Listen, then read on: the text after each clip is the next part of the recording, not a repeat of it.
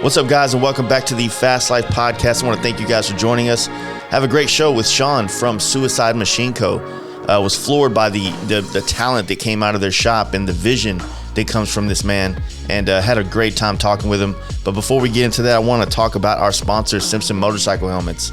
My helmet of choice. I wear them every day that I get on a bike, and they've really changed my life, and they can change your life too. Check them out, simpsonmotorcyclehelmets.com, as well as Simpson Motorcycle Helmets on Instagram. Not only does S&S have everything you need to crank out power from your motorcycle's engine, from exhaust systems to air cleaners and everything in between, they also built the Indian Challenger that has come in first place in both bagger races. Their focus is optimal power and reliability. Check out their website, sscycle.com, where you can find out more of what they have to offer for your V-Twin. Also, they have a podcast you guys should check out, the Performance Times Podcast. And lastly, give these guys a follow on Instagram at sscycle. I want to thank my guys at Lex & Moto, who has an intercom system for you, the all-new G16. It's a group rider's long-awaited answer to an affordable intercom system. It has a 16-rider comm system, Bluetooth 5.0, music sharing. It'll keep your group connected while traveling together. This is another great product from the team at Lex & geared at making motorcycle rides and travel more enjoyable. Check it out at lex-moto.com, where you can apply the Fast Life offer code, which will save you 15%. And as always, you can rest assured that Lexan backs up all their products with the best customer service in the industry. My guys at Thundermax has your EFI equipped Harley-Davidson covered with their high quality auto tuning ECMs. I've been running the Thundermax on my fuel injected bikes since 2015, and I have laid down thousands and thousands of miles, while their ECMs keep me running smooth. I also run their oil cooler fan, which is available for the M8 touring models, which took my 131 motor from operating temperatures in the high 300s down to the low 300s. You can check out these products at shoptmax.com and use offer code FASTLIFE for 10% off, and follow Thundermax EFI on Instagram. 3 great companies under one roof. Electric Lighting Co. has your bike covered from headlight to taillight with a ton of LED lighting options for many different Harley-Davidson models. All lighting is backed by great warranties and plug-and-play options, so you can't go wrong with making the switch or stepping up to Electric Lighting Co. NAM's Custom Cycle Products has everything you need in the wiring department, from full harnesses to connectors. Badlands, for over 30 years, has been offering the most reliable and dependable lighting modules in the USA, all backed by great lifetime warranties. Find out more about these great companies at namscustomcycleproducts.com, and you can drop the FL 2021 offer code, which saves you free shipping on orders over $100. Like I said, guys, we have a great show today with Shaun from Suicide Machine Co. I want to thank him for his time sitting down and sharing some of the insights and the growth of the Suicide Machine Co. brand. Dude, this guy builds some badass stuff. Him and his brother Aaron, they have a really awesome thing going on. I hope you guys are following them on Instagram. They're part of racing in so many different types of forms and fashions, and building custom bikes and riding them. And I got to ride my first LiveWire ever. It's pretty awesome. But here we go. Let's get into this podcast with Shaun from Suicide Machine Co. Hey guys, you ready to let the dogs out? Fast Life Podcast. Yeah. Nervous? Yeah, man. I never done a podcast. I get nervous on video, dude. I don't like video. Yeah, I don't like video. I'm not good at talking. I hate hearing myself talk. Like, me too, and I don't. You too. I try not to listen to them after I do them. You know what I mean? Because I'll get super like, fuck, why did I say it that way, or why did I say like that many times? You know what I mean? Yeah. So I don't listen to it personally. But yeah. Well, first off, we are rolling, and thank you for doing this. I appreciate the shop tour. I mean, fuck, dude, those bikes are dope. Appreciate that, all man. of them. Yeah, anytime. So, Suicide Machine Co., right? Suicide Machine Co., yes, sir. How'd this get started? I guess the shop itself got started with me. It was originally just myself. I was in school, Cal State Long Beach. I was working for a bank, and I was also riding motorcycles, but not customizing bikes. You know, we we kind of grew up. My brother and myself are suicide machine. So my brother Aaron, he's my younger brother, and you know, we got into bikes, I'd say, later.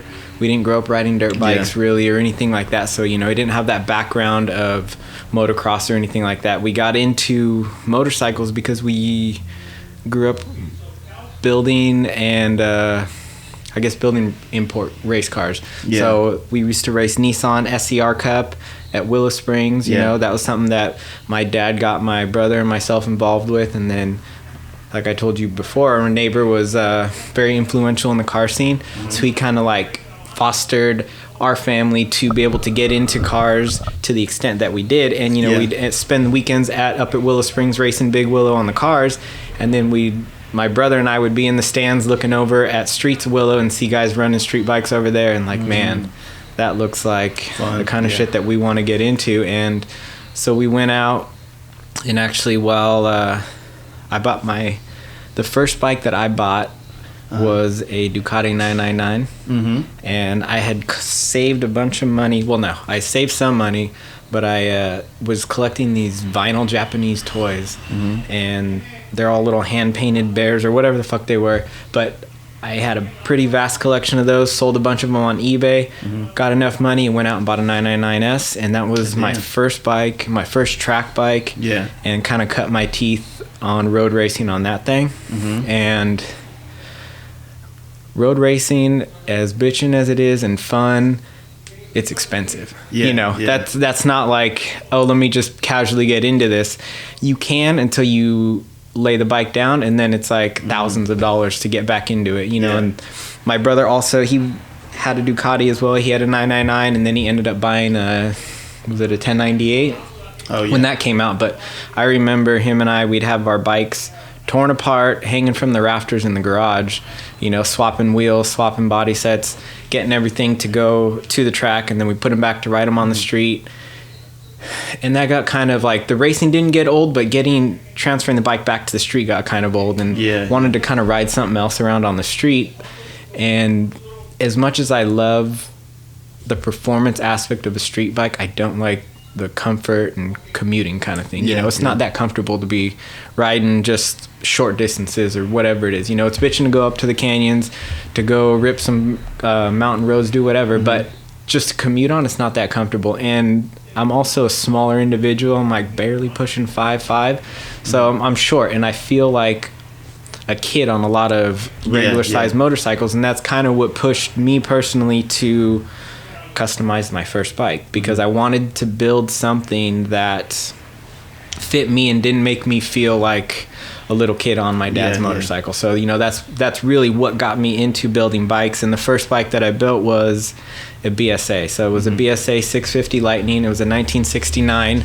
I didn't know anything about BSAs or Triumphs at the time, and I chose the BSA because I kind of wanted something a little bit different. You know, Triumphs were kind of a dime a dozen, but there weren't that many BSAs. For every 5 Triumphs you see, you might see 1 or 2 BSAs. So I like that aspect of it.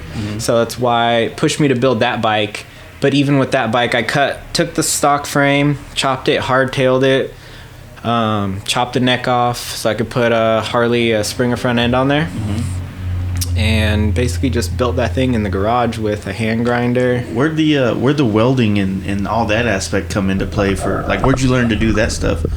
Trial and error as well, or was there a little bit of help or instruction? So our family business is heavy duty truck shop. We do a lot of import export stuff, but we grew up in the city of Long Beach, in the surrounding area, in the port, Wilmington, Long Beach, San Pedro kind of area, and my dad's always had shops there, and we'd spend a ton of time during the summers in the shop. So, you know, we'd be, whether it's from working in the office doing paperwork or whatever, to cleaning the yard, to whatever the stuff it is, we were always getting dirty, getting down, just seeing what shop stuff was about. And, you know, and I was just drawn to building and fabricating. And through the road racing, the guy that used to build our cages, he was a younger dude, and he kind of took me under his wing and showed me how to weld. And, you know, I spent a lot of time with him working on our cars, roll cage cars, with him, and then it kind of just, you know, blossomed from there. And I ended up renting a shop right next to his, And that's kind of what kicked this whole thing off. And that was 2008 or 9 is when I first got that shop. And originally it was Shorty Machine. It was just me. Yeah. And I was Shorty Machine just happened to be the name. Too, I mean, everyone called me Shorty because I'm small, and it just happened to be that's what it was for a while. And then a couple years went by there. I graduated college, and I went to school to be a lawyer. Had an internship at a law firm while I was still working at the bank. All this stuff, and I decided that that wasn't for me. That kind of life wasn't what I was trying to get into. I'm more about getting dirty, getting down, and just being in the shop doing something with my hands, whatever it is. I just don't like being in the office, that kind of thing. So that kind of steered me away from that career, and I decided to take the shop as a full-time gig. And my brother got involved, and I decided, that just to better represent the both of us, that it would be better just to change the name. Got away from Shorty Machine to Suicide Machine. SMCO is pretty much the same thing. So yeah, that's how the name. And so what does your brother like? What's his kind of like gig within the brand? Within the brand, it actually works out for the better. The both of us, we kind of like offset each other.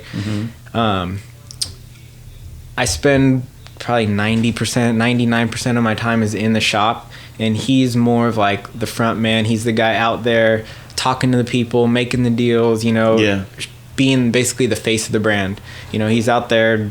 He normally does podcasts or interviews, video. He's the front man. He's like the first line of defense and the first face in terms of the company.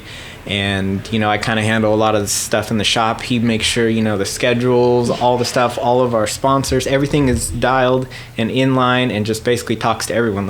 You talk to him more to arrange this than me, because that's just, I don't know, that's just not really my forte. And he enjoys that, and he's better at that than I am, so it kind of balances and offsets our things. But when it comes to designing or ideas, it definitely is the both of us working together, and we bounce ideas off each other, go back and forth. I mean, we fight, we're brothers, but it's normal stuff, and it works for our company. And I think it really, there's it's at times it's challenging. But I know. I definitely wouldn't. I mean, I wouldn't change it for the life of me. We work with our dad, and we got a business with our dad, so it's our family business. I got Suicide Machine with my brother, so we're really family oriented, and that's like a strong thing, but also an extremely difficult thing at times. But it's cool. No, it's cool. I mean, the shop looks dope. Is this whole yard basically y'all? Yeah, this whole yard here is our yard.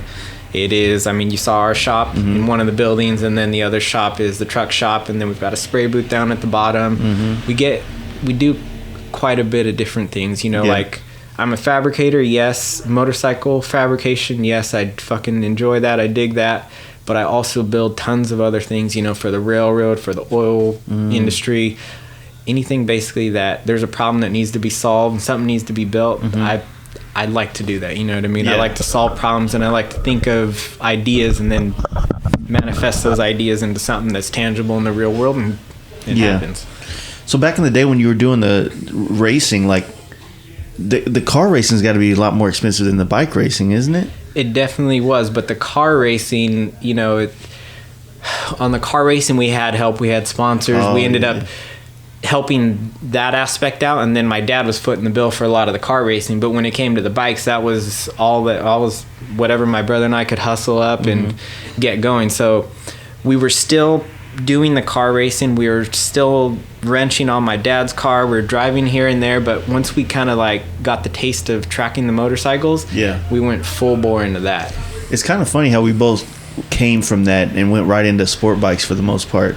It seems like the natural progression in the early 2000s to, be into the import cars and all the crazy shit that was going on with that, and then jump into the sport bikes. I also feel like that's when sport bikes started to really have a really sleek look to it and be a lot more sexy looking, if you will. 100%. Not that, Tom Cruise and Top Gun kind of boxy looking. They're still badass now. Like, they have this resurgence, but back, when just those old bikes back in the day, they just had so much swag. And I'll be honest with you, Biker Boys was kind of dope. So it kind of went hand in hand. The whole like import scene, tuner, street racing thing, and there'd always be dudes on street bikes. You know what I mean? They have like, whether they were fast or not, they're still fast. You know what I mean? It's a street bike. It's fast as a motherfucker. And dudes would always be trying to like, oh, I could smoke your bike. I could smoke your bike. You could never smoke a bike. Yeah. I can't ever recall anybody back then that ever beat a motorcycle. And, it's just, if you're performance minded and all that, you see that, you're like, well, shit, I want to go fast. I enjoy going fast. I can go fast on two wheels too.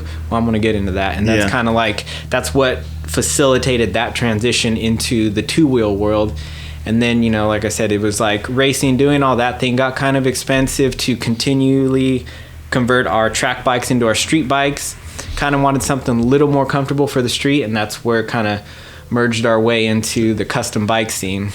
So when you started that BSA, was that like that opened the door to any other type of chopper type building? It did. So I initially, because I wasn't really into motorcycles like that, kind of like Harleys or anything at that point. You weren't like stuck to a brand kind of thing? I wasn't stuck to anything, and I just saw the BSAs and the Triumphs as kind of like an inexpensive entry into that world of customization. Yeah. And I got a BSA, my brother got a BSA, and they're cool. They're bitching, don't get me wrong. They're very cool for what they are, but you're going 65 miles an hour, 70 miles an hour, and that thing feels like it's going to blow up. It's rattling like crazy. You're not going that fast on it. And it's cool to cruise around, but also we grew up racing, so we had that need for speed. And like the next bike after the BSA, I was looking around for different projects, and I came up on a Rigid Sporty. It was a 1200 Sportster rigid mount with the 1250 kit in it, and then it came in a rigid. It was a fly-right frame, and it had mag wheels on it, and that was like my first that was my first Harley, actually. Yeah. So that was it. That was what kind of got me into it, and I brought a lot of the styling and mentality from like the racing and the road racing and all that, and transferred that into that bike. I had bitchin' brakes, did real low slung, sleek kind of design, clip-ons. Like it was just a real low motorcycle. What year was this? This was 2011, I believe. Yeah, so we're looking up on the wall right now to look at the plaque. So these were 2011, and when I shot these, I had already started working on that rigid Harley. And after I had a 1200 Nightster, and I remember Roland Sands came out with the clip-ons and all that stuff, and I hit like a tracker looking setup.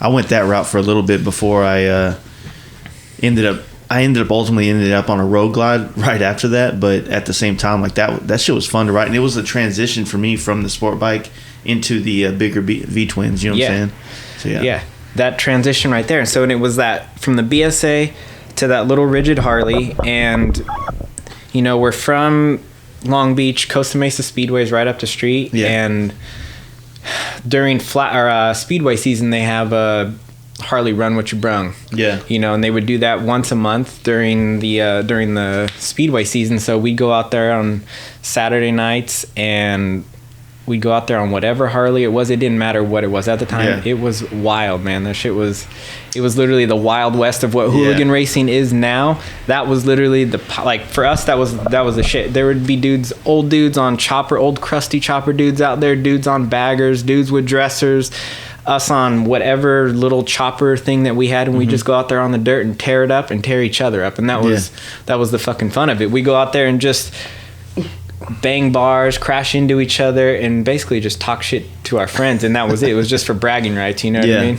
So that's kind of like what pushed us there. And I took that little rigid, and I'd go out there and just ride that thing on the dirt and the mud, and that's how I met Roland Sands that way. He saw me out there, Chopper Dave. Met a lot of people through Costa Mesa Speedway, the Harley nights. And I take it you're pretty good, because it seems like you've had a long little career in that situation. I mean, I don't know if good is the right word. I mean, I do pretty well riding and racing, but I feel like, it's hard to be good on something that is so heavy. I know how to get the bike to do what I want here and there. The bikes are the Harley's definitely a heavy motorcycle to be out on the dirt. Pushing like 440 pounds to be sliding around a track. Yeah. Whether it's a small track like Costa Mesa, which is an 1/8 mile, all the way up to half-mile tracks, like, you know, you get moving, and that's a heavy motorcycle. And I definitely had my fair share of bang-ups on there. That's what you were saying about the Street 750, how, like, until you kind of shaved a lot of weight out of that thing, it was really just a turd, basically, out on the track. Yeah, and that's what's kind of wild, is that the Sportster platform, to me, not only, I think it's one of the best platforms you can for customizing a Harley for, you know, for racing or anything. It's, you know, it's a real compact, tight, and bulletproof motor. Yeah. Those rigid Sportster motors, you could run those things as long as it's got some oil in it. You'll keep that thing running. You know what I mean? And that's something that, especially for a lot of guys, is like, you don't want to have this machine that's so finicky that, you know, you got to work on all of the time. It leaks oil, that's normal. Yeah. But as long as there's oil in it and you're leaking it, then it'll stay running. Yeah. Yeah, and like, you know, getting into the 750s, these different kinds of machines, it kind of really cemented in our mind that that Sportster platform was the best for the kind of racing that we were doing and the different kinds of racing. You know, you saw my little Sportster with the turbo on it back there. Yeah. That was the first Harley, and I ended up putting a turbo kit on it and then taking it out to El Mirage to go run some land speed stuff. That thing's still plated, and that's why I got the drag slick on it. That's dope. Like, that thing's a wild ride on the street and on the fucking dry lake. So basically, your racing background in the cars has kind of pushed you into a lot of different areas of racing, whether it's the land speed. And, you know, obviously racing the Ducati on the track gave you probably a lot of knowledge of, like, motorcycle racing to be able to understand the bike and the dynamics of it. You know what I mean? Yeah, 100%. And that is true. A lot of the design and the inspiration for the bikes that we build now come from our background in road racing and kind of just that mentality of what performance truly is. It's more than just the bolt-on stuff, you know, like, you said we both came up in the same time when the tuner scene was a really big thing, but, you know, you could have someone that would put the work into building their car, or you could have someone who put the work into bolting shit onto the outside of the car. You know, they go to Pet Boys, bolt on all the latest shit they got on the car, and it might look bitchin' at the time, but it only looks that way. You know what I mean? It's just a facade. And that's, you know, when you actually build a race car, you build something for racing, you want to take care of the things that make the most fucking difference. You know, you want braking, handling, power. These are all things that you address from the get-go, and then the appearance is basically secondary to the performance upgrades. So a lot of our stuff is performance oriented. It's performance oriented first, and then the aesthetics kind of come secondary to that, if at all. You know, because I heard someone say one time, you know, not every every race bike is a show bike, but not every show bike is a race bike. And I fucking think that's true. That's a good point. Yeah, I would say that, like, the way that you, for lack of a better term, jazz up the race bike that you build after it, like that style, that look. I mean, it's taking race parts and making them, like, the finishes of it fit and work together. That gives you almost a show bike look that you want to ride. You know 100%. What I'm saying? Yeah. And then there's also, too, you know, that's what I don't. I respect people that build whatever they build. Yes, I get that. But, you know, there's still, you can't just buy all the most bitchin' badass parts and throw them at a build. You know what I mean? Things still need to work together. You know, there's still a balance. There's still a cohesiveness in the overall build of a bike. You know, the bike is more than just the sum of the parts. Because, you could have the most badass bitchin' parts list, but, you know, the execution just isn't there. And it doesn't mean that bike is the best shit out there, you know. So there's still that aspect to it, and, you know, we try to pay mind to that detail as well, more so than just focusing on what the end appearance or the overall end product looks like. You know, when you guys built the performance bagger was it for Born Free that you built that for, or was that for Harley? We built it for Harley, for Born Free. So they had their own little exhibition out there. They gave builders like Oliver Jones at the Cut Rate, Brandon at Speed Merchant, the Alloy Art guys. They gave us bikes to basically showcase what the new models could be, the potential of the new models. So Well, that, like I said, when that came out, I mean, first off, kudos to the being the first to really put the Baja Designs lights out there, because those things have turned into it's basically spreading like COVID, I guess you'd say. But it's such a good look, and it was a fresh new thing. But more importantly, like looking at that bike and the crash bars, how you brought it from inside the fairing and around the rear fender and onto the back. I never even noticed the bags till today, and I walked around that thing like 20 times, and I guess I was just so enthralled because that was the first time I saw the lights. And then of course I'm a painter, so looking at the paint, you know, I'm a huge fan of Air Tricks. Yeah, Chris does and a killer job. You know, just looking at that whole bike, and then the angle I was standing, I was like, oh shit, I didn't see the crash bar because it's so clean up against the back, how it comes out like that. Yeah. So where did the inspiration for that shit come from? A lot of that, like we got the Baja lights on the front, the big LP6s on the front, dual LP6s. Yeah. With basically like the crash bar around the outside of it, kind of like Baja off-road style. And a lot of the ideas and styling for that bike we took directly, you know, from like Baja trucks or, you know, adventure bikes and things like that.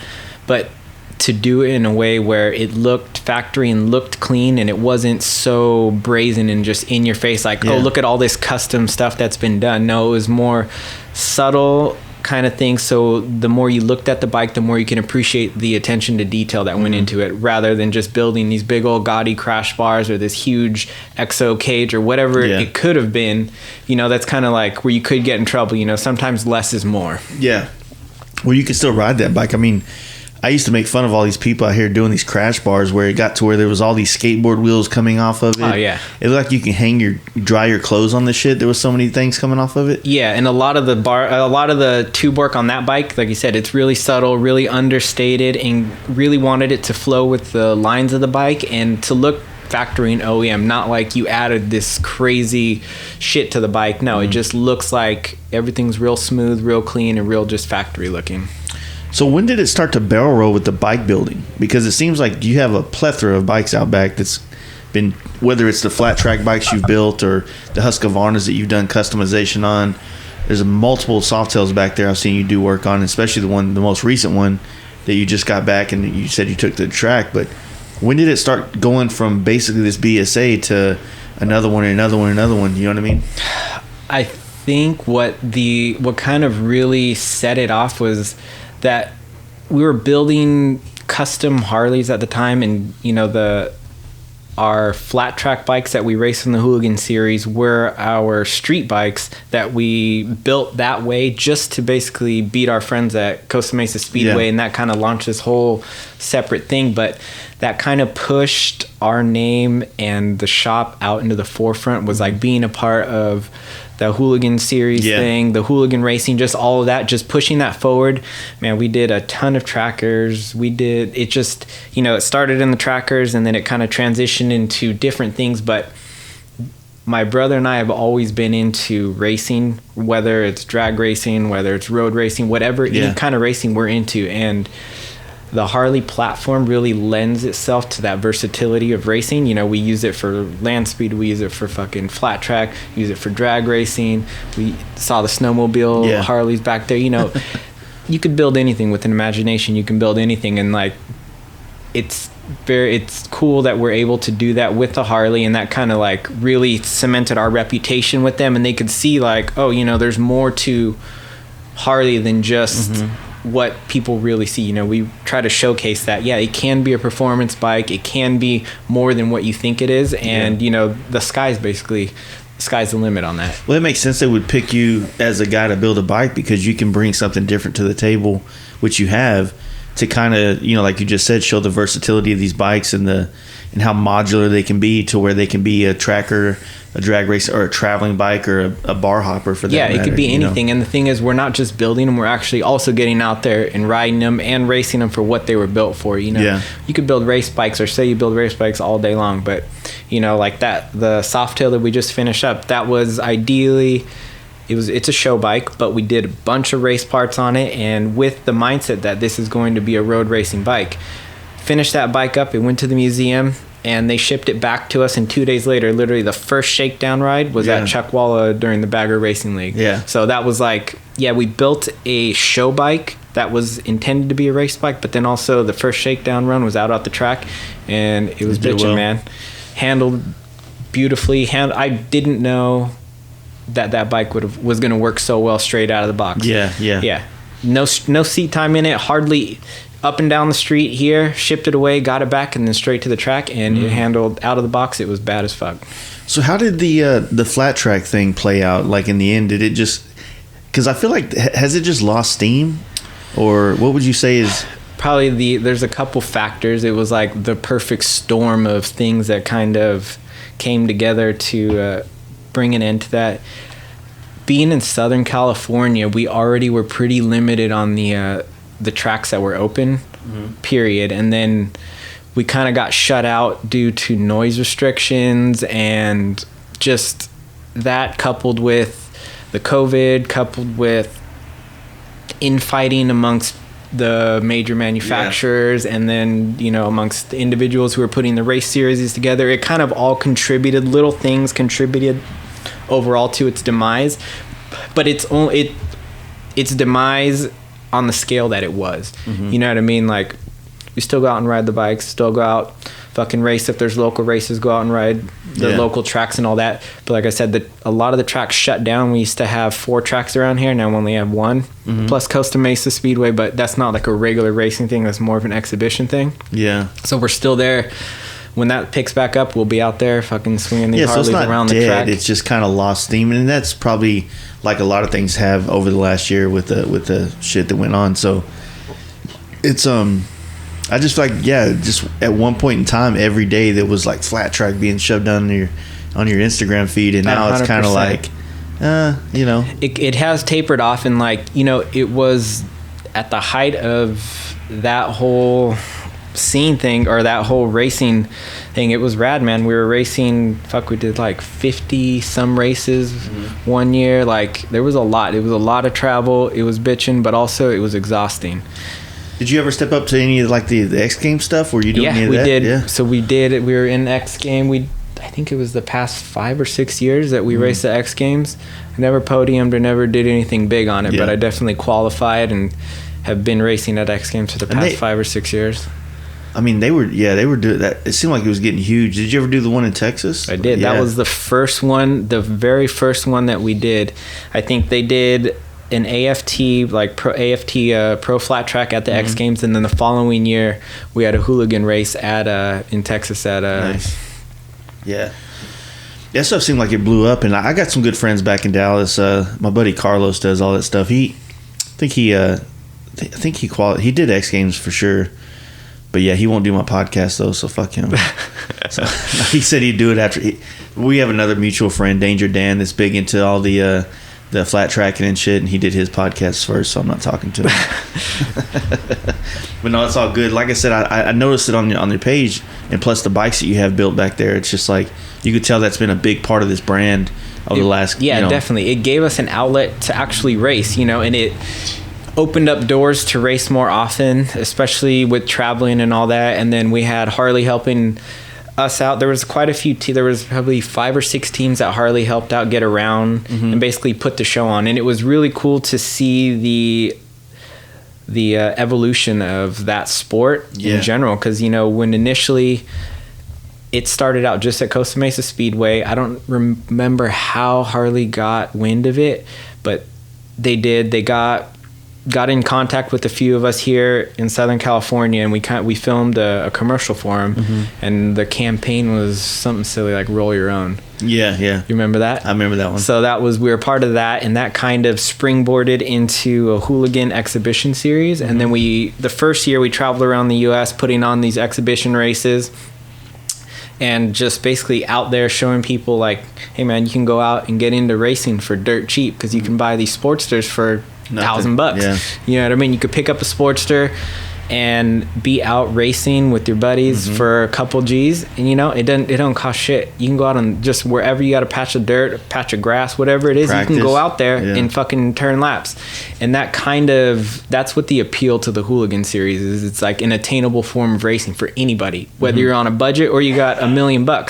You can go either way and still get out there and have fun. So that's like what the whole appeal to that is. And then the next year we come around, instead of just us being a part or putting on the race and racing, there were dudes out there that had built bikes and all this stuff, and it was bitching to see just the excitement, you know. Yeah. And we were really ambassadors at the time for Hooligan racing and flat track.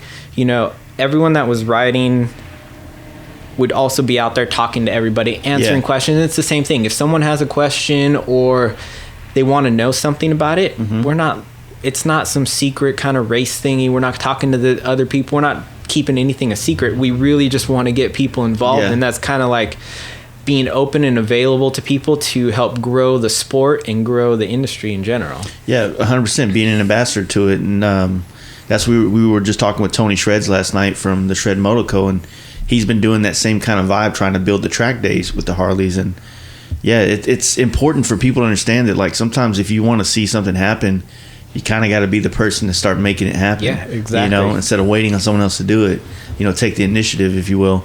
So that has kind of all played its course and everything. Not that it's over and y'all are done with the flat tracking, but I mean, how have you guys managed through the last 2 years? I mean, it seems like it went from the flat track and then you build this bagger and then the soft tail. So is it just like an evolution of starting to try putting your flavor, your style on the new bikes? And It is, you know, even without the Hooligan series going around, like, there's only so much you can really do for a flat track bike. You know, Yeah. you can change the wheels, you can do that, but the formula for a flat track bike has been done, and it's like, we obviously didn't invent the damn thing. Yeah. But it can only be done and regurgitated so many ways before it's no longer, not that it's not fun, but it's no longer unique. You know, you obviously, like, fads and trends come and go. There's an evolution, and then it evolved from like the trackers to performance street bikes and performance street Harleys, let's say. yeah.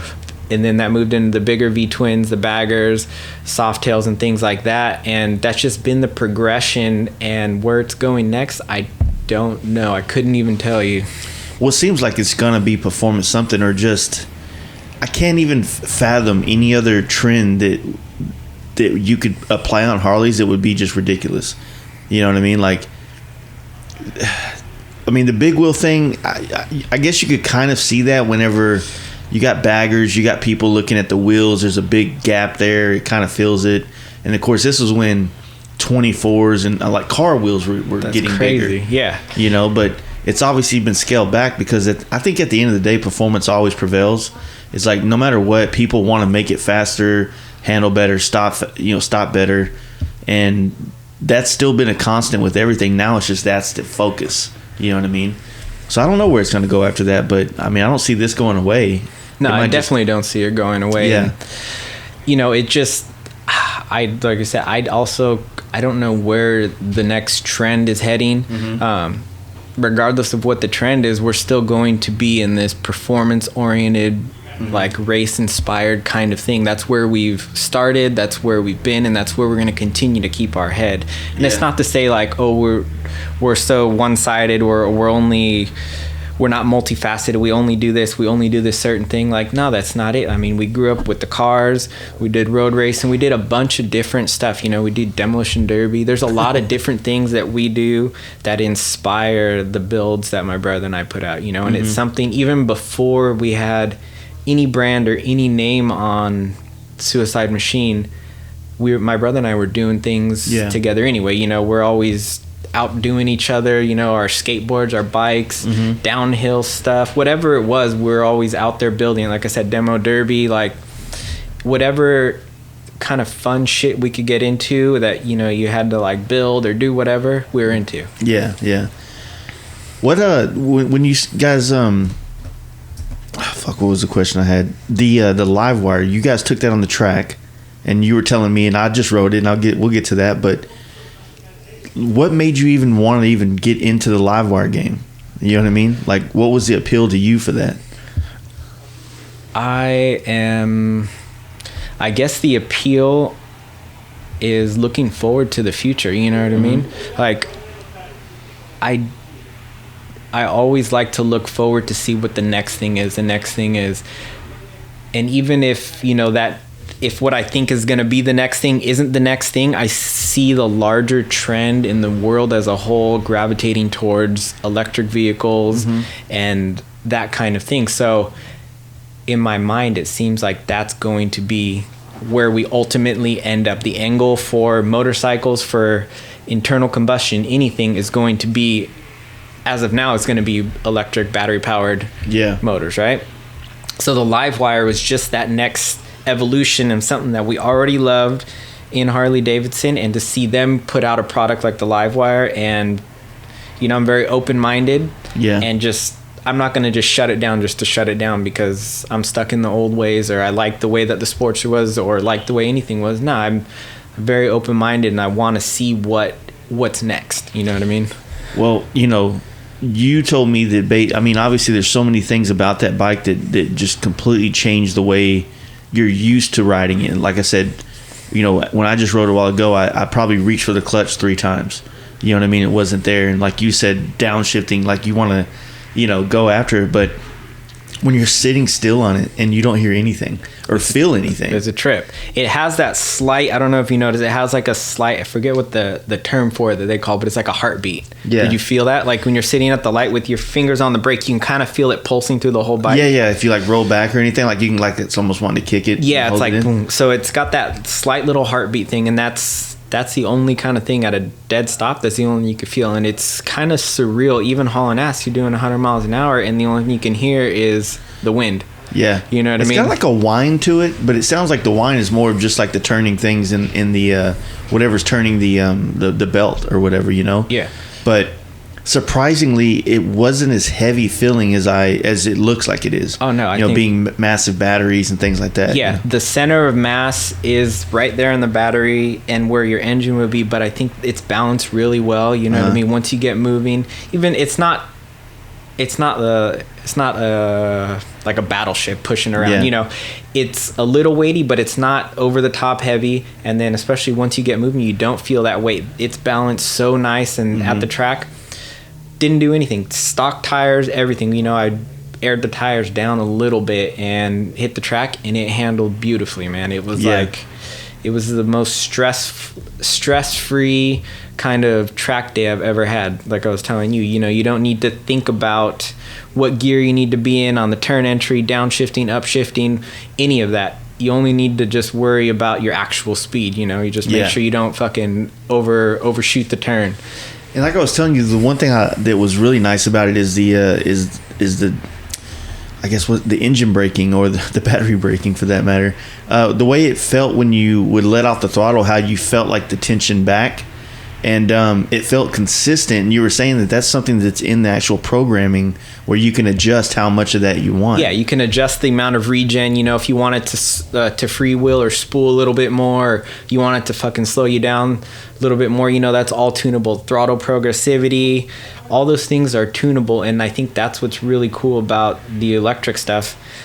And you can't get away from the acceleration. Honestly, that acceleration, second to none. I was holding that for last, yeah. Yeah, like that is hands down the best shit. Like you can't compare on. I haven't ridden a internal combustion motorcycle, whether street bike, Harley, whatever the fuck it is, that gives me that same sort of feeling in terms of acceleration. And obviously I didn't go, I just got on the highway and I hit it and there's traffic, so I didn't really get to wind it out. But what kind of top speed have you kind of hit on that thing? 115 is what the top speed is from Harley, and like it'll pull it. Like you said, you're doing 80 miles an hour before you even 100 miles an hour before you can even guess. There's an on-ramp right here, and the first time that I got on that bike was on the freeway, no traffic, no nothing. Wait, time the light, and then just hammered it to get on the freeway and accelerated all the way up past 100 mile an hour, and it was like I was blown away. 100%. I was blown away at the acceleration, because also you don't have that hesitation in between shifts, in between gears. It's just a linear pull, and it pulls all the way to the top. Yeah. What is how do they rate it? Is it a horsepower or torque rating, or? Honestly, I don't know. I think it's a horsepower. There's an equivalent between like the kilowatts and then the horsepower, but I'm not sure what that is. Yeah, because the amount of like pull and just putting you back in the seat kind of vibe that it has, it's fucking fast. And honestly, it felt like riding a sport bike. You know what I mean? It didn't feel like too much off of that. I was even cruising down Spring right here, and I just got one of the things we saw, hand up on your hip. Yeah, just yeah. And it's like just cruising it, and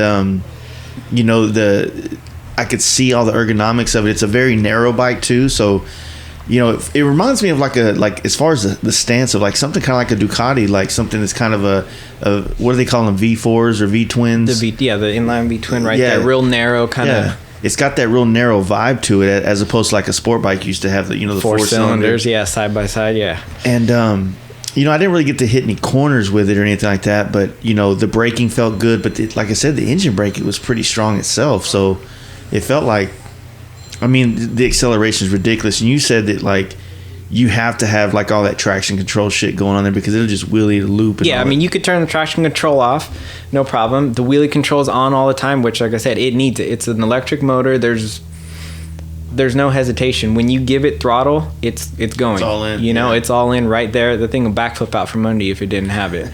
You know, and that's something I think that if you like to go fast or you like performance, that, you know, keep an open mind to the potential of the electric vehicles, electric motorcycles, because it's there.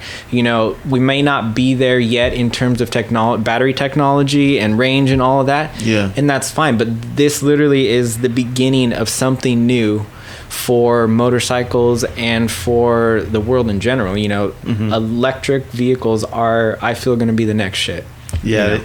It's definitely going to be going that way. It's kind of surreal to think about a world where we don't have gas and oil and stuff like that. But I mean, if they continue to evolve this product though, like, and get it into different seating arrangements, the way you feel on the bike, different stances basically, and then also improve the battery longevity, then man, it'll be insane to see where it's not unheard of. It's just like, hopefully they stick with it for the, you know, it's going to take about 10 years in my opinion. At least. And, you know, like I said, we're literally at the infancy of this whole little, I guess you could call it a movement, or the transition into alternative fuel, all that stuff. And like, I love internal combustion. I love gas. I love oil. You know what I mean? Like, that's never going to be taken away. I'm never going to say, oh, I hate that in favor of this. You know, you can like both. You can be totally fucking into internal combustion and also be open-minded and keep your eyes forward looking towards electric vehicles and all that stuff. Like, got a 1970 Dodge Dart. It's a gas sucker and a half, man. Things like 4 or 5 miles a gallon, 6 miles a gallon, whatever it is. But that doesn't mean that I also can't appreciate and enjoy the LiveWire, you know what I mean? Like, I'm conscious about that, but also, see, I've never even ridden in a Tesla, and you know, everybody says it's ridiculous how those things pull, and you know, the 0 to 60 and those things isn't ridiculous. And I think the weirdest thing was we were sitting there, like, no clutch, no none of that. It's just turn the throttle. So I think one of the things I said right when I got off of it was, you know, I could see this being a great entry-level bike for a lot of people, probably not from the price range, but definitely from the rideability range. Oh, 100%. You know it's a very user-friendly platform, and you do, like you said, you don't need to have that coordination of clutch and shifting and brake, all that stuff. If you can twist the throttle and modulate a brake, then you can ride a motorcycle. You know what I mean? And I think that's good, because it's going to just open motorcycling up to a whole different subset of people, which I think is good. You know, anytime you can expand upon what the industry that we're in, I think is positive. You know, some people would say, oh, it's going to get all these people out there. Like, yeah, but you know, that's a very narrow-minded kind of closed outlook. You know, you got to always be looking to grow, looking toward the future, looking forward, and looking for what the next shit's going to be and what that can potential for that next thing.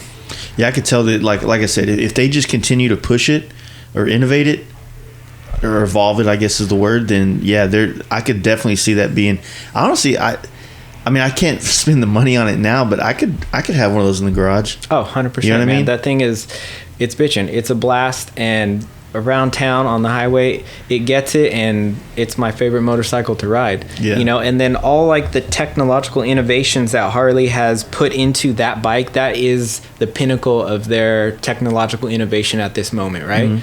So it's got all the latest and the baddest shit that they've done, and they've engineered and designed it, but not all of them per se, but a lot of the technological innovations that are on that bike will be filtered down into the internal combustion models. You know what I mean? Everything will be able to pull something from the innovation that they have put into this platform, it being the leader, the cutting edge of Harley's lineup now. but all of the innovations from the LiveWire, you know, they're going to take these aspects and transfer them to all the different models that they offer, you know. So everything and everyone is going to benefit from the development that has gone into this bike. Yeah, just even the front end alone, you know, having the Brembo brakes, you know, the rear suspension, the Showa stuff, it looks like it has a little bit more of a technology behind it than the normal stuff they put on the Softails. They've definitely stepped their game up in terms of handling, braking, and all that. They've taken notice of the trends in the industry and, you know, have started to apply them to their models. You know, granted, Harley's a massive corporation, so, you know,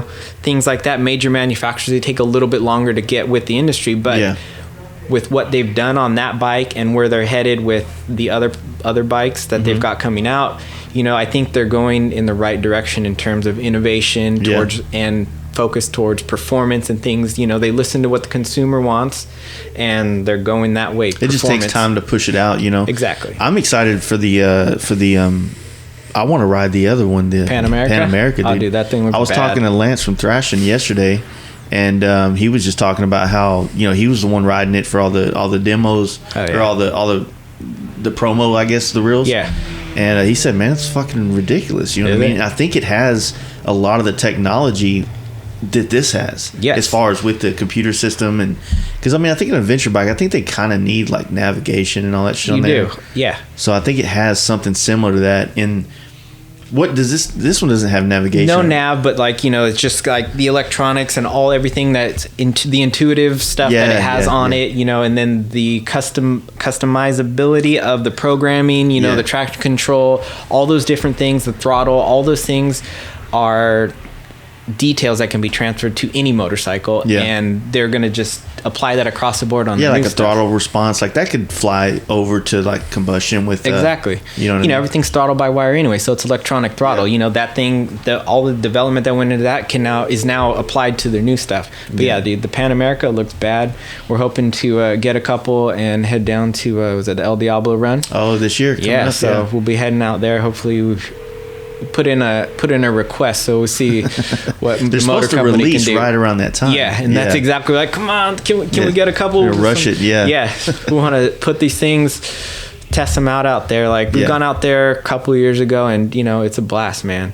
Just riding down to Mexico is beautiful. Going through the mountains up by Ramona, and then through Anza Borrego, and then through the desert and into Mexico, all that. And then just once you get into Mexico, you know, literally on the sand, riding out there, and it's bitching. You can't beat that. We do a camp out every year, and it's like it's at the end of April, so it puts us like hosting that event, and then turning around and trying to make El Diablo gets real tough for us. But one year I'm going to make it.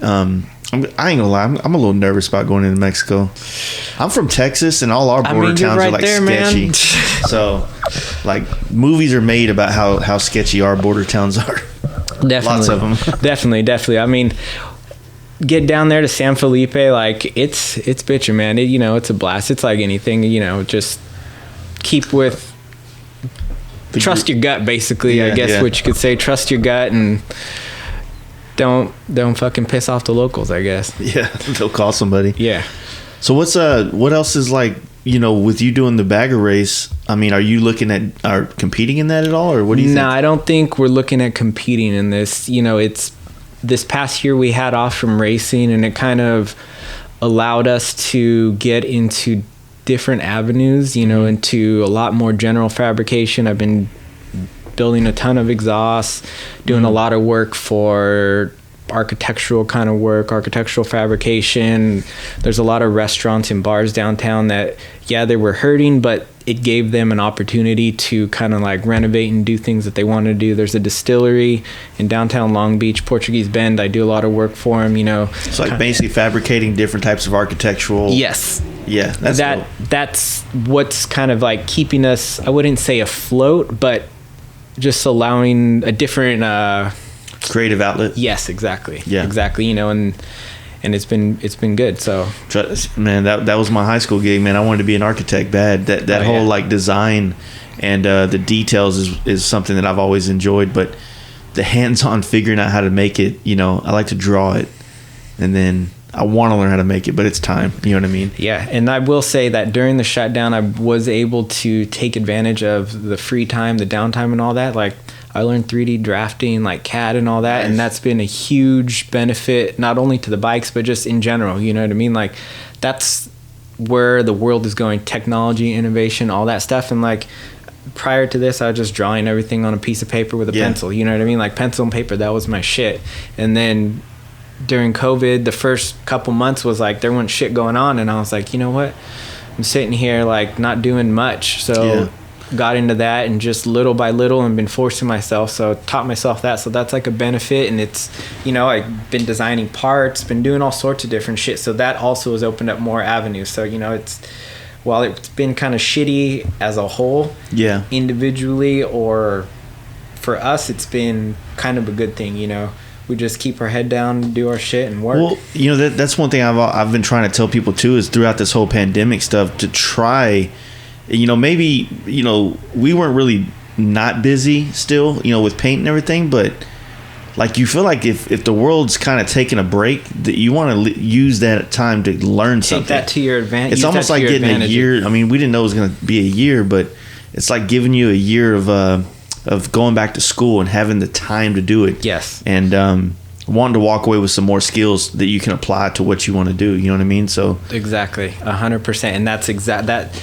right there. I had the time. So, you know, instead of sitting in here trying to like find work in the downtime, you know, or whatever, we're not going out to restaurants, we're not going out to bars, we're not doing all that. So, you know, take that time and better myself, better the company, better what we're doing. So yeah, I was doing that. We spent more time in the shop doing some machining, you know, manual machining, learning the mill and the lathe a little bit better, just pushing ourselves further to try and just better the kind of shit that we can do.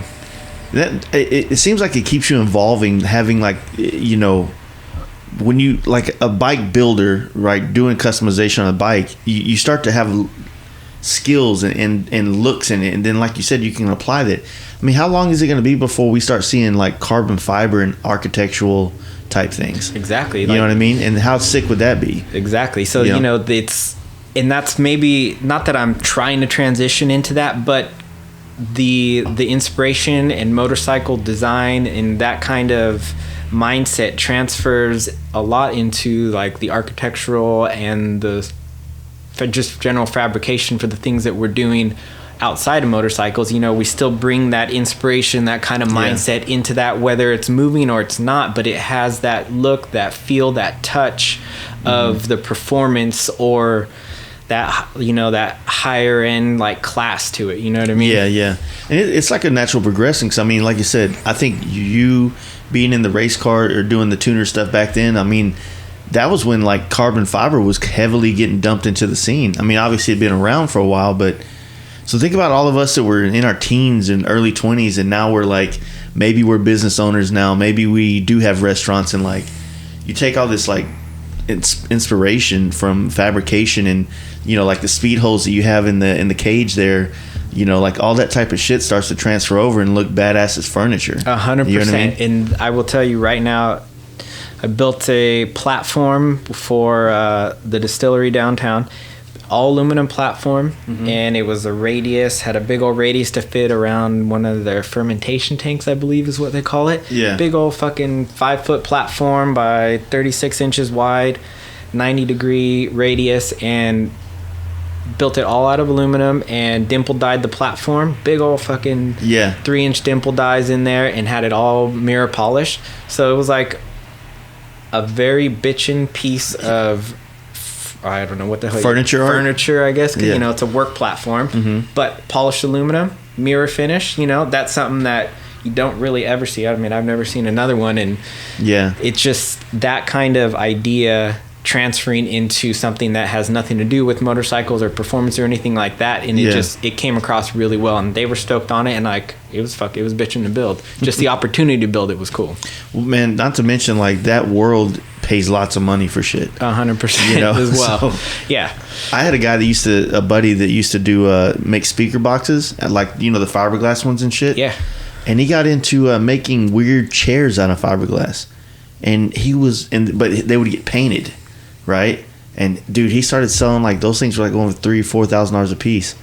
Well, they were going that much plus the paint that they would add on top of it. So he said he had like some chairs in the $10,000 range, and expensive as lobbies would buy them and have them painted up certain ways to go in there, and like those little hand looking chairs, all kinds of crazy shit. Wild things. And like you're saying, bringing the materials and the finishes from motorcycles and racing and transferring those into the architectural other aspects of fabrication in general, like doing a cook table or a cooking table for a cook, and it's like wood, but then it has a bunch of titanium spice racks, and he was like, oh, we'll just do stainless, and I'm like, hey man, how about titanium? It'll just give you a different sort of flair, and it came out super bitchin'. Nice. You know what I mean? Like, it just having the exposure and having worked with those materials to like say, oh, you know what, we could do it like this on this. Well, yeah, and project. also, I mean, if you think about it, like someone like you that machines and deals with like lots of different metals, as opposed to maybe architects or designers in that set, they don't have as much experience with things other than stainless steel, aluminum, you know what I mean? And so basically bringing the titanium and the finishes you get, or even if you throw a little heat on it, those type of things can really with maybe a little patina wood or a little bit of distressed wood or something. I mean, there's so many different ways you can do that, and that's what's cool. And I love motorcycles, don't get me wrong, but I mean, being creative and innovative is something that I love.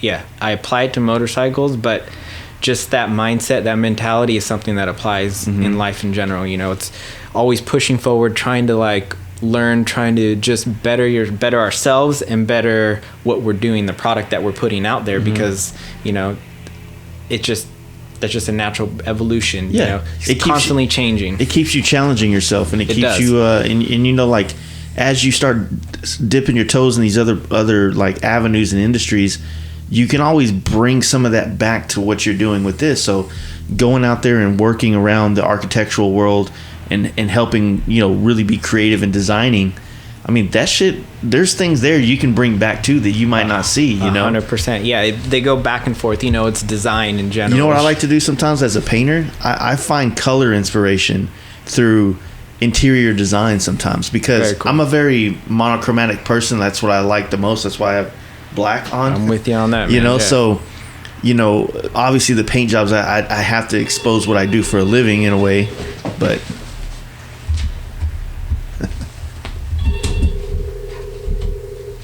it's all good. Sorry. Yeah, so I have to expose what I kind of do for a living to kind of keep me busy. But man, like I'll be on Pinterest and I'll just look up like certain things, and you'll have like this this house that's got all these light grays and it has a splash of brown in it, and you're like, fuck, that looks good. That looks good, right? And then it might have a splash of brown and then like some throw pillows of like turquoise, and you're like, fuck. And then vice versa, like blacks and whites, and then you know what I mean? Splash of color, yeah. Yeah, it's like there's so many different ways you can find inspiration. And through like art, like I've always said the 3 places I've looked at for colors the most, and interior design being the most recent one, was I used to look at coral reefs, like under the water shit. Yeah, dude, for sure. Because you would see these color combinations that you would never ever think of putting together. When you think about the color wheel, you think of like red, green, yellow, blue, these really basic colors, and you put them together and they're so black and white, versus when you look under the sea, you see this massive like difference of blue. You see turquoises with lime greens and brown, and you're like, fuck, I never thought that would go together. I mean, I personally wouldn't paint my bikes like that, but yeah, you see like all the tropical fish and stuff, like you said, you got these bright ass colors contrasted with like a burnt orange or some shit like that, and you're like, man, I would never think the blues and the yellows with a fucking pop of burnt orange would set it off, but it does. And that, like, the natural world, dude, is honestly a huge fucking inspiration to me in terms of building, whether it's architectural or motorcycle stuff. It's just the natural world, natural design is something that you can't compete with. I look to inspiration a ton from the things that are around me, like building body, the outline and profile of a motorcycle, all the different views, the top down view, all of that I take into consideration when building a bike, the balance and all of that. And then to me, I think that like, bugs, like wasps, spiders, like that whole thing is really, really, I can see that in it's your like work. Sexy, you know what I mean? They've got those hard, aggressive lines, but then also tapered in nice little waist, that kind of, all those things lend themselves to the bikes. Like, you look at bees, wasps, fucking fish, whatever it is, their aerodynamics, all that shit can be applied to motorcycles, and you look at MotoGP and like their new Aero, you know, they look like manta rays and sharks and all that shit, hammerhead sharks with all the different Aero. Like, you know, humans are now paying mind to nature to bring back things that are beneficial to us and our species. Like, fuck, look over there to look over there for aerodynamics or for structure, for whatever the fuck it is, and applying that to what we do as humans. I think you can't beat that. You know, that's a marriage of something that is all around us. You know, we just kind of need to be open to that and see that. Like you said, you look to undersea stuff, like, that's bitching, man. There's things there that you would never even guess, and to be able to look at like the structures of how the things are built in the natural world, and, you know, triangular stuff, all that shit is already everywhere around us. It's like, oh, well, yeah, we're gonna build these A-arms, we're gonna build this swing arm, we need to triangulate it, we need to do this, we need to counter these loads. All of that stuff is already been figured out, and nature does it everywhere. It's just being able to be aware of that, you know, and cognizant of that. I think sometimes people, you know, like when it comes to creative and design, I mean, I think we can all gather inspiration from each other, and like your style of work and my style of work, and, you know, everybody else's. But when you really want to think outside the box, you have to literally get outside the box of where you're trying to create at, to bring something new to the box, if you will. And not to say that anything I'm doing is out of the box, but, you know, that's still the practice, and you want to try to go outside and find new ways and bring new materials and new finishes into the mix. And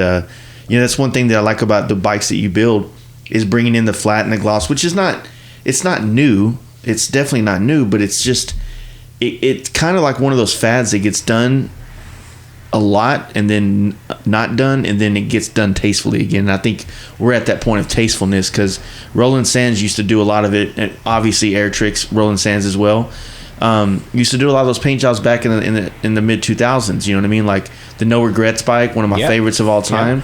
Glory Stomper, all these badass iconic bikes. Yeah, the Kenny Roberts build, bad as fuck. Dude. Super bitchin'. And that's the thing, like, it's cool to see, I guess, just the different takes on the things that have been there. You know, we're not reinventing motorcycles, we're not reinventing design. It's just who we are and how we interpret those things and how it comes out to everybody else. Yeah, for sure. Yeah, so man, like I said, the bikes, they're badass. Have you started to get back into the automotive world at all? Have you wanted to do that? Or I see you still got the Evo back there. Got the Evo back there. I have, like I said, I have that 70 Dodge Dart. Into the newer automotive world, I don't know. There's lots of shit out there that I am definitely stoked on, and like I said, I'm always into fucking performance, anything, whatever it is. I don't know that I'm gonna foray into that world specifically. Creatively at all? Creatively, I don't know. I got some wild ideas. A buddy of mine, Aaron Boss, he's a fabricator over at RSD. We work together quite a bit on a lot of architectural stuff. He's an unbelievable fabricator, and when we get together, man, we come up with some wild ideas. And he's got a little M3 that we're putting together, or that he's putting together, but, you know, we've been scheming on some pretty wild things. Dope. And so we might get into some crazy kind of off the wall shit that, I mean, I don't know anything about Beamers, but he does. But we've got the potential for it is huge, and, you know, we've been kicking around the idea of doing that. That's cool. Yeah, I'm getting into this phase right now. I've been wanting one of those 4Runners, the newer ones, the Toyotas. Yeah, dude. Dude, I'm just like, they have like this. You remember Veilside? Yeah. So for sure. They had this R34 Skyline they had unveiled, and it was like one of the first times they did the V-shaped intercooler radiator setups where it would suck the air from under the car through it.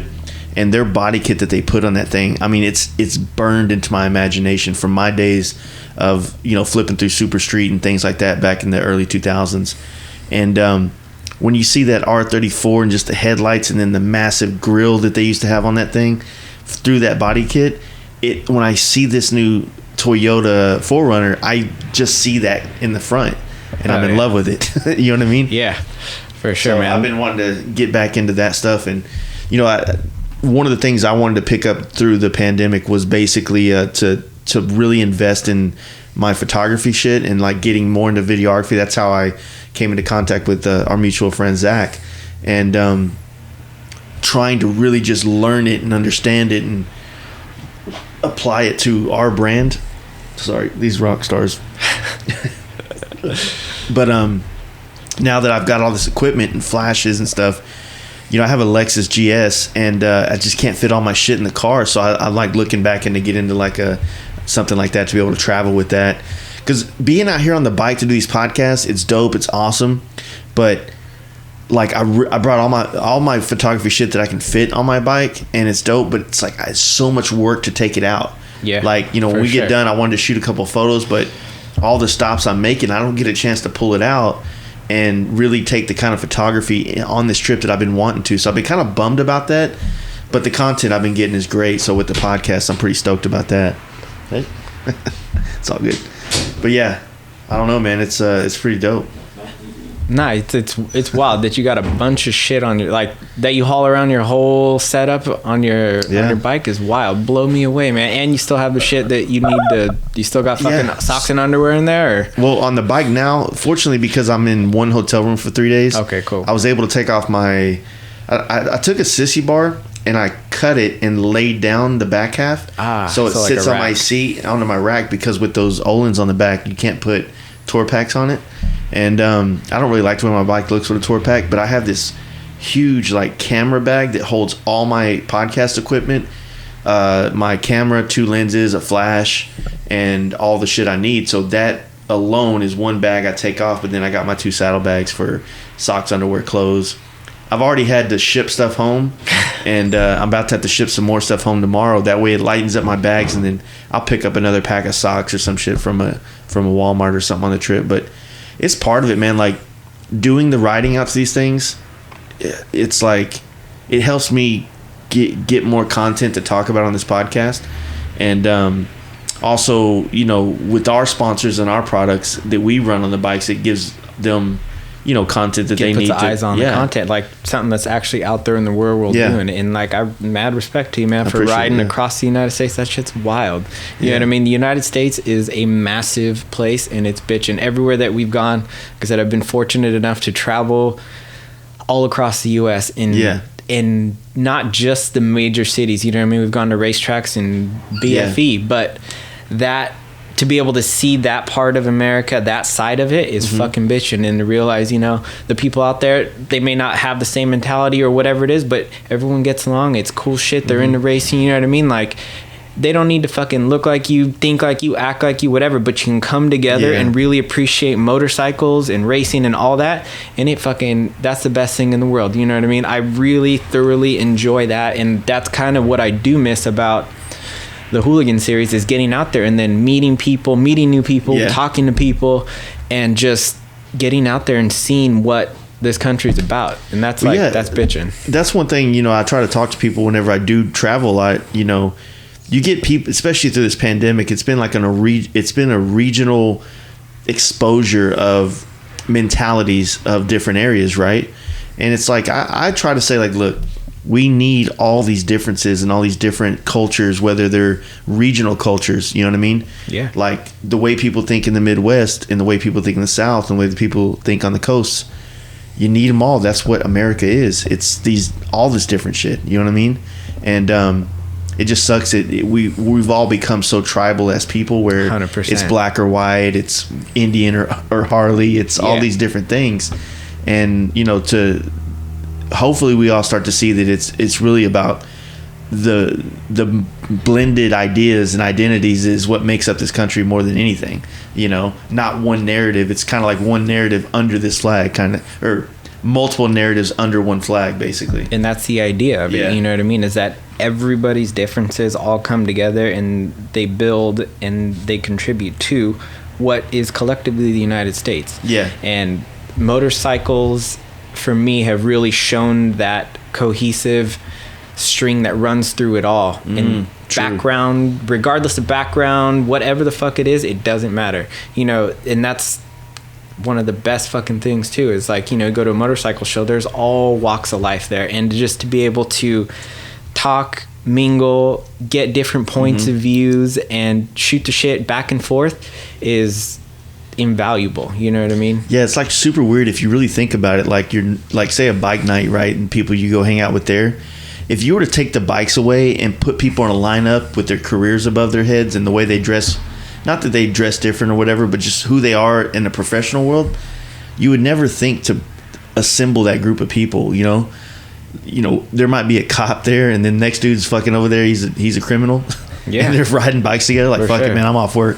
So yeah, it's just all that shit, man. Yeah, and you never know. Like I said, when I first started this out, I was tattooed, but definitely not as tattooed as I am now. I was working for a bank, so I was really conservative in the tattoos. I was going to be a lawyer. That's what I was going to school for, all of that shit. And, but that does, just because that was one part of my life doesn't mean that I wasn't into motorcycles. You know what I mean? It doesn't mean that I was any less passionate about motorcycles or what I was into at that moment. It just means I was a different person at that time. Yeah. But regardless of that, motorcycles were still the thing, and I could still talk shop with someone who was into wrenching or someone who's into racing, even though I was trying to be a fucking lawyer or whatever the fuck it would be was. pretty dope if you were like doing the lawyer thing with the head tattoos and shit. I definitely thought about that. Yeah. What if like I say I'm not tattooed but I'm the criminal? And exactly, dude. See a different wild little dynamic right there, right? Yeah, it would definitely be an interesting dynamic. And there's times where I do look back at what if I would have gone that route and done this, done that, and I don't know. Maybe the money probably would have been way fucking better, but my quality of life, would that have been better? That I can't speak on. I wouldn't trade anything for the adventure that's led up to this point in life. I think I honestly believe that the safety of not to talk down on it, but following the college and the career path creates a little bit of a safety net in a sense. It does, for sure. And a safe mind is sometimes I feel like more people I meet have depression when they're not constantly pushed. You know what I mean? For sure. When they get complacent, when they don't have a little bit of stress kind of keeps you moving, it keeps you motivated, and it keeps you out of your thoughts in the way that's going to get dark. You know what I'm saying? And then honestly, that's what pushed me once getting through the last couple of years of college, still holding a full-time job, and that afforded me to be able to have a shop on the side, right? Yeah. And I was doing all this other stuff and literally working overnight, fucking till 5 a.m, sleep for a couple hours, and then go to class, and then go to work, and then go to the shop again after 7 o'clock at night, and I was just, that's all I was doing, but it gave me something to strive for. Mm-hmm. The outlet, the creative outlet of the motorcycles, building all of that shop environment gave me an outlet outside of just the office at the bank, the school, all that. That's one thing, and then this is something completely separate, and I'm definitely more happy in this space. That creative outlet is a challenge to your mind, and when you have a challenge, when you're trying to be creative, when you're trying to modify and do these things, and I don't know a whole lot of people that's ever worked on cars and bikes, been a wrencher, if you will, that's really been super, fucked up in the head. Maybe fucked up in the head for spending so much money and time on it. Yeah. But as a way to keep you out of that dark space, in my opinion. Yeah, it keeps it keeps your brain going. It keeps your motor skills, all that stuff. You have that hand-eye coordination kind of thing, and there's something really satisfying and rewarding about manual labor. I don't know if everyone feels that way. After you get done with a hard day's work of manual labor, you put it in, you're beat down, you're tired, but there's a satisfaction to be had, and I don't get that out of office work or something like that. It's getting down, getting dirty, mentally exhausted, physically exhausted, but you did sleep it right better. You could sleep better, you lay your head down, and you sleep sound. Yeah, for sure, man.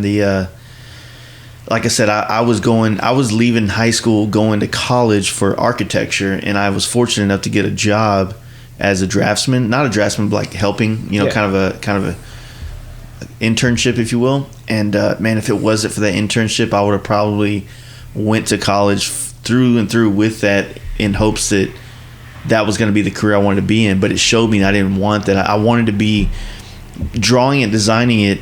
Not that I was doing that, but in theory, doesn't have the same satisfaction as physically assembling it.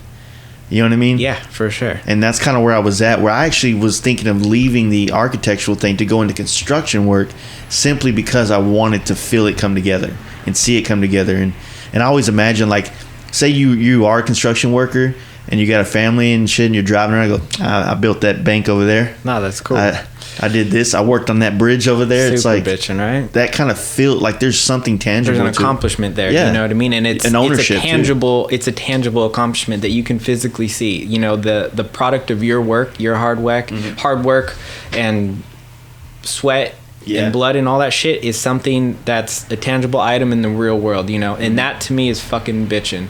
And I do like that aspect, not only just designing, but also being the fabricator or the person to make that thing come to life. You know, everything starts as an idea, and an idea is just a fucking a figment of someone's brain, right? Yeah. It's nothing real in this real world, and to be able to take that idea and see it come to fruition into something that's a tangible item in the real world is so satisfying to me. And that's like, you know, I wouldn't trade that for anything. That's the baddest fucking shit. I agree. You get a good sense of satisfaction out of something you drew up, like, oh, it was a sketch on a piece of paper at one point, and now you're here riding it down the street.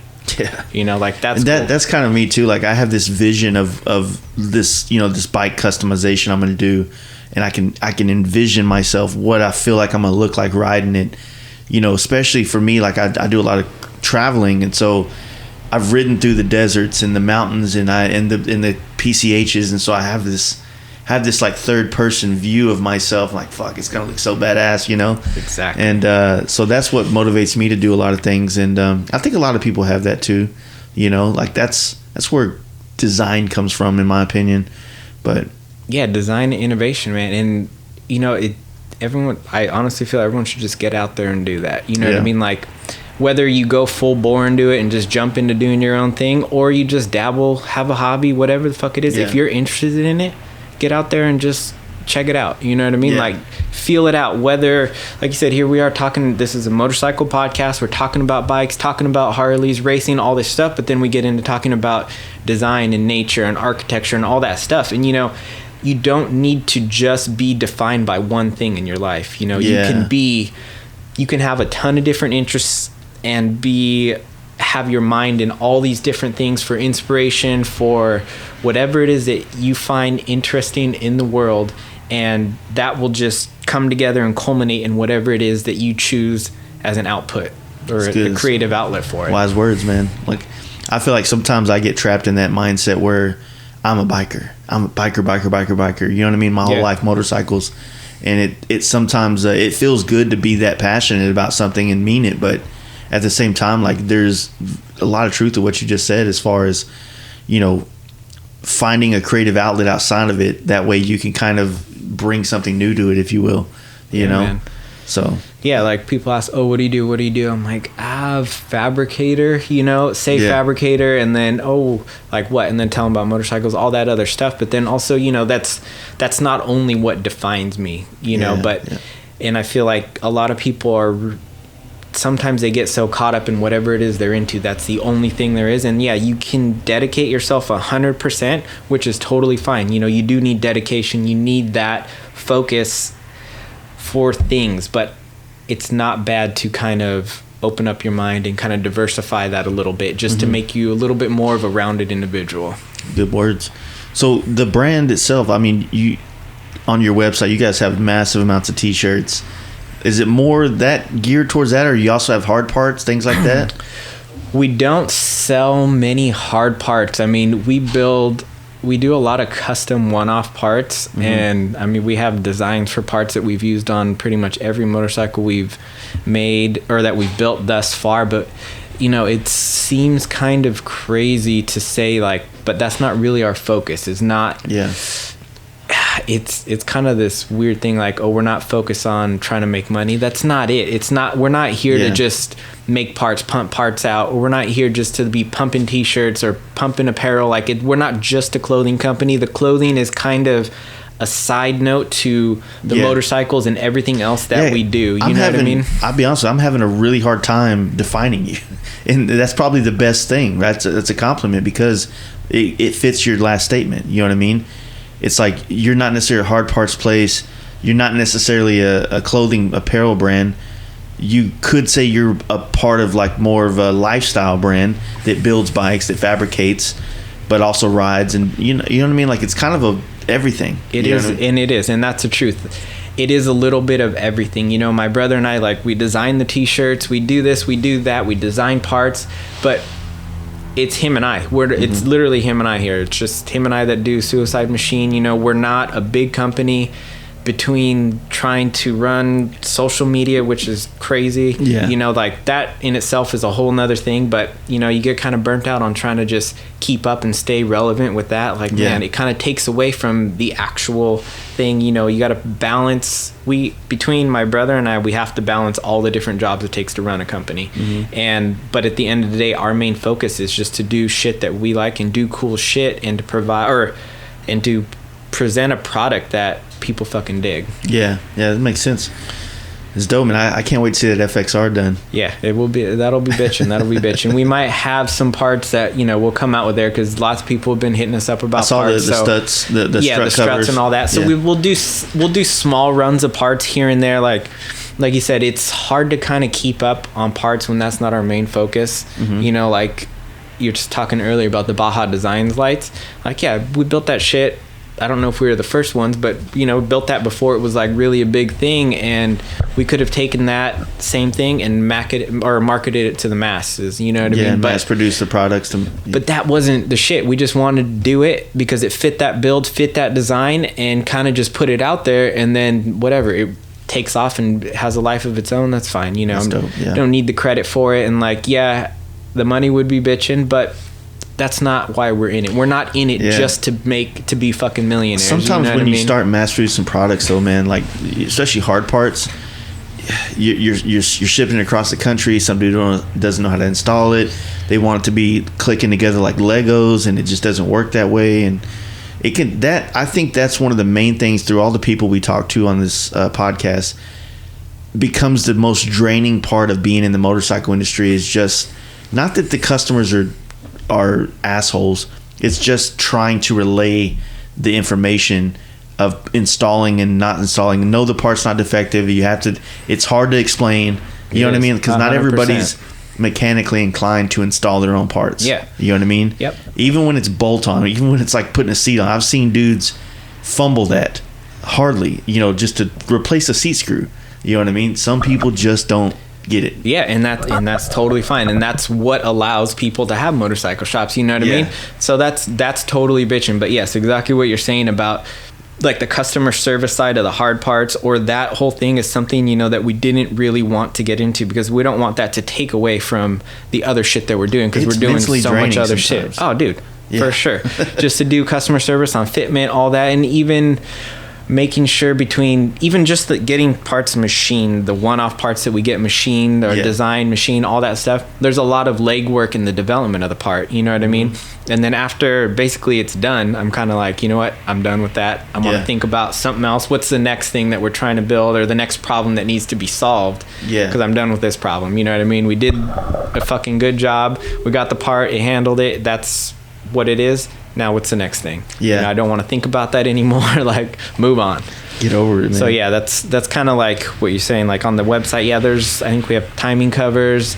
We'll do some derby covers, but nothing really, really crazy. And then the apparel is kind of the same thing. Like, we do have shirts, and that basically just helps a little bit, keep the doors open, do a little bit here and there. But we're also not trying to just shove that down people's throats. You know what I mean? Like, yeah, it seems like the content you put on your actual website, on your actual social media, is more about like the shit that you guys are doing, and not like every other post, the t-shirt for sale, blah blah blah. You know what I mean? Yeah, and that's the thing. We don't want to, like, we're not trying to sell, and we're not trying to shove ourselves down people's throats or trying to like hustle money out of everybody. Like, no, we're doing something, and if you appreciate it, cool. If you don't, whatever, that's fine. Like, it's not. Yeah, it's not our main, it is our main focus, but it's not our main focus. We're not profit driven. And I feel like that might be, this sounds crazy to say, because earlier I was talking about money and all this other stuff, but there's a quality of life that comes with everything else that we do. And that's just not where we're at. Yeah. Like I said, we have other avenues of income and whatever. We can make money. We can work. We got skills. You got skills. We can do it. So it's not about the money. It's more about the opportunities and yeah, it's just the opportunities that present themselves, and to be able to be a part of those and have those contribute to everything that we do. Yeah, man. I love it. We can wrap this up, dude. I did not know we were gonna get this out of it. I love this conversation, man. Hell yeah, man. And I walked in your shop today, man. I love the vibe in the shop. I'm a big proponent of like the workplace vibe, to be creative. You know what I mean? Yeah. And there seems like, you know, there's so much history in that in the area. I mean, even if it's only the last 10 years, it just feels like a dope ass work environment. You know, with the bikes and all the shit going on and the fabrication equipment. And like I said, it was I didn't get that coming through the gate. You know what I mean? I was like, what's going on here? I mean, you see trucks everywhere. You're like, what's going on? And then you slide that big ass door open, and it's like, wow, like fucking all these badass bikes and everything. Like, that's cool as hell, man. Yeah. But yeah, I want to thank you for doing this, man. I appreciate you taking the time out and working with me. I know we were planning on doing this yesterday, but the rain in LA kind of held me to one side of LA. For sure. You know what I mean? It's kind of spread out here.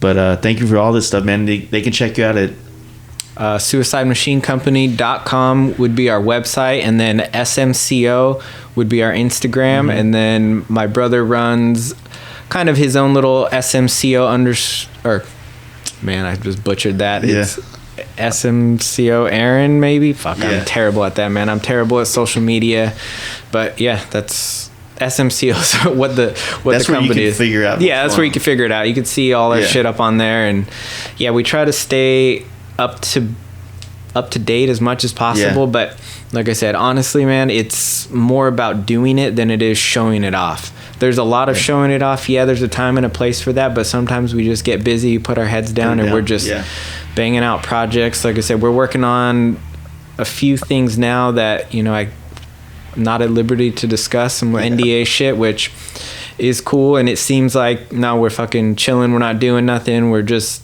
sitting here doing whatever. But now we're working on stuff, you know, and when it comes out, people will see it, you'll see it. You know, it's not, like I said, it's just, it'll be there. It'll be there. We're just not talking about it now, and doesn't mean we're not doing anything. Well, cool, man. I appreciate you taking the time, and you guys check them out. And that's it, bud. Cool, man. Thanks, JC. Thank you very much, man. Thanks. I really hope you guys enjoyed that. I enjoyed my conversation with them. I enjoyed my time there at their shop, checking out the bikes. I got to shoot a couple pictures of the awesome work that they have created. And want to thank Shaun for doing the podcast and sitting down and sharing all that wisdom with us. If you guys are looking for something to do this month, I got a couple things you can put on your calendar. The HPI bike nights are kicking back off Saturday, May 29th. You guys are in Indy. You want to go check out a lot of bad motherfuckers? They're going to be there. Rebels Den. You know King Tony. He's on this podcast regularly. And his anniversary party down there in Benton, Arkansas is going down June 12th. And me and the homies will be riding through on the way back from Maine to crash that party. So if you want to have a good time, we'll be there. Also, you guys already know about the Bagger Race League taking place June 25th through the 27th, Salt Lake City, Utah Motorsports Complex.